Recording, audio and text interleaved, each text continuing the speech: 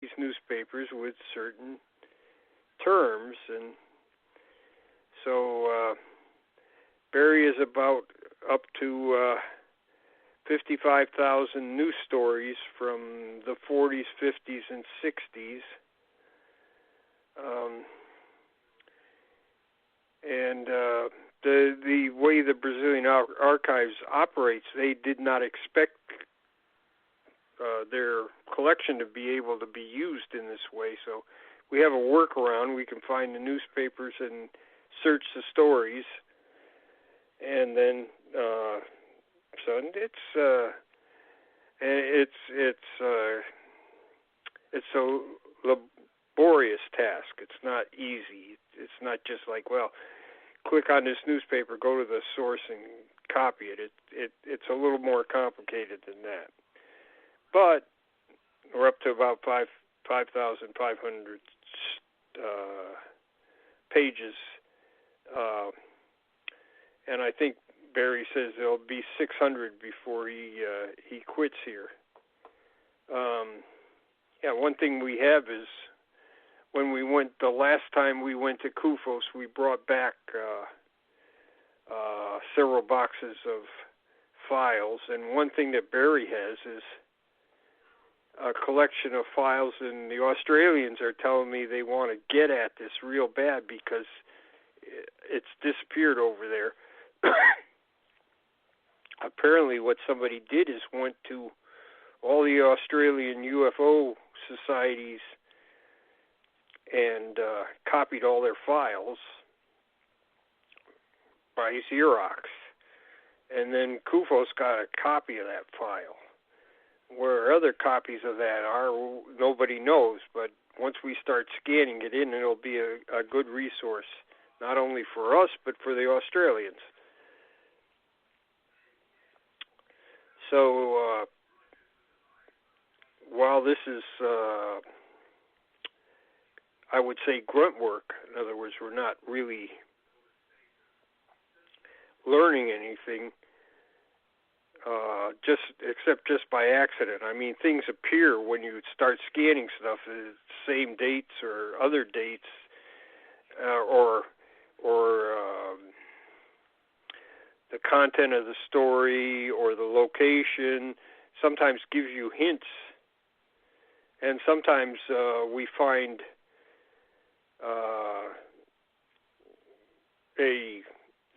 an entry, say, in 1947 to an aircraft case, and then we go ahead and keep scanning stuff, and then right next to it pops up the same date and more details. And that's been done a number of times. We're finding more details to cases just by scanning it and putting it in files like this. I would rather be out researching and doing things and analyzing things than doing this, but somebody has to do it, and so it looks like it's on me. So that's what I'm doing. I'm trying to continue this work and make it available for people later on. I mean, nobody has used the CUFOS files except for occasional inquiries for the last 10 years or so. It's essentially unavailable. We're trying to make it available to people. And since I have a large collection on my own, and I've taken a lot of people's files into my possession, these will be available. So it'll be a huge database or a huge filing cabinet, and people can they will be able to use it in the future. So it will be very interesting to see what happens after that. Of course, I won't be around for that, but some of you will. And I think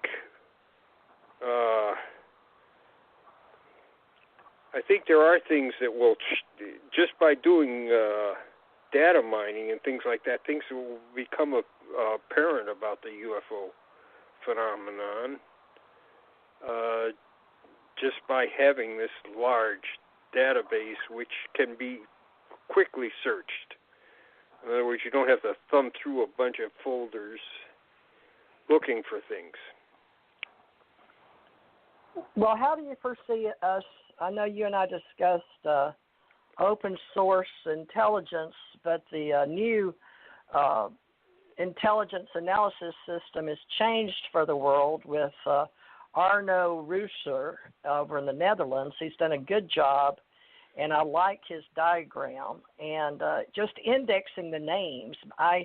Folks, I'm trying my best to get involved as a prior investigator, journalist, government employee, but I'm all retired from all that. So what I'm trying to do now is just, with the time that I've got now, is to at least bring oral reports from Jan and Barry. We started here, but we're trying to get a who's who, and Jan's been very lenient with my time and his time from scanning, which is his life's mission now. But we would like to get other people, but there's a problem of trust in the universe, and a lot of this information that's been dumped, some people have gotten it and a hold of it, and maybe the librarians.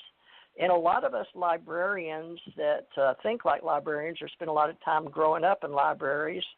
And then I guess me and Jan got started at a young age. Both our names are Jan. I'm finding a lot of synchronicities with the people's names just involved, including a lot of Barrys and a lot of Jans.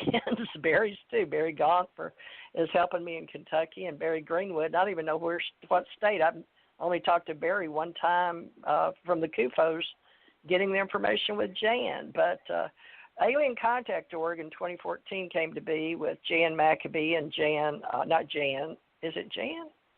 Dr. Bruce Maccabee, and Jan is his wife. And then we did have Jan in MUFON, and he is stepped down. We got Captain McDonald back in his place. So I've got a lot of work to do just to keep up with the people that are going to be who's who on our timeline while Jan is alive. So he quoted some people, so we have them here, at least on the TJ Morris ET radio will be the way you'll track it into the blog archives. And I've been paying for 8 years here, so we have all of his recordings here. And so you'll have to go back and listen to them. But what do you suggest on this indexing? What about all the names? You and Barry aren't going to have time to, you're just barely got time to scan. Does it automatically, when you scan it into your program, does it scan the resource name? Or I don't even know how to the way we've got it set up is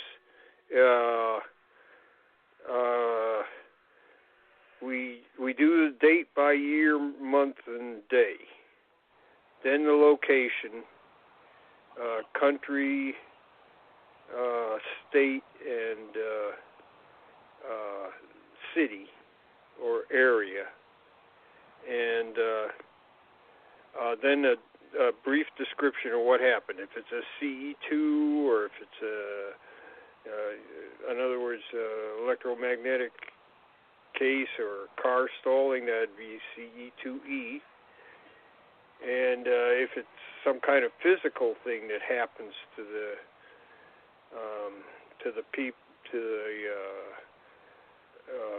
the environment, it would be a CE2M. And that's for physical stuff. And then if it's something that happens to people, like they get paralyzed, their body temperature raises, the hair on their head stands up, they feel heat or cold, that would be a CE2P for physiological effects. Now, how did you and then we go ahead and put in the anything that's unusual after that, and if we have room, we put in the witness's case where the thing came from.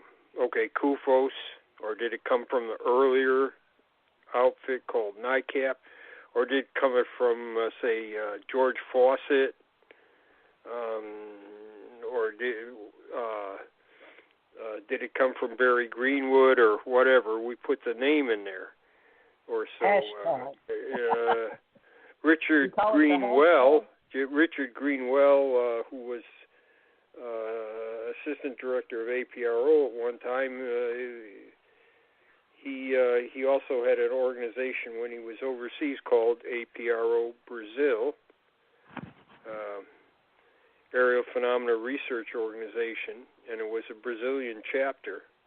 Why do I keep saying Brazil? I meant Peru. And so he had contact with military people down there, and I don't have all his files, but I have some of his files. So those are up in his name, and APRO Peru are listed there. So,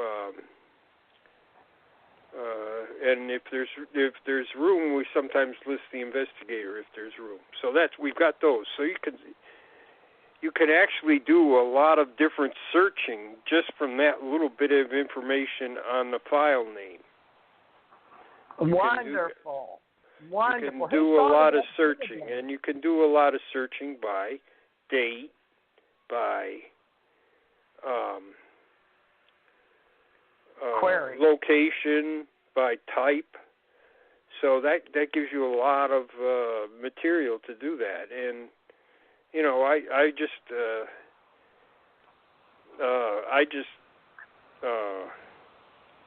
got onto the messaged my colleague in Australia, Keith Basterfield, and I asked him about. I have a whole bunch of cases here from the Northern Territory in Australia from 1998, and I said, you know, I'm not sure I trust these cases here. What's your opinion? And he told me, he says, look, I don't think these guys did very good work up there.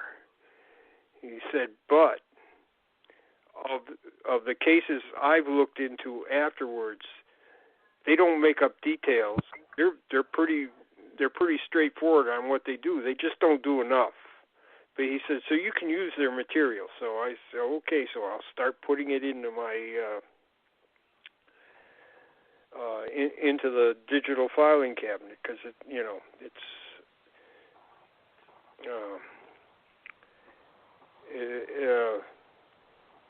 because I had some run-in with one of these, the main fellow in Australia, and he was quite he's quite hard to get along with.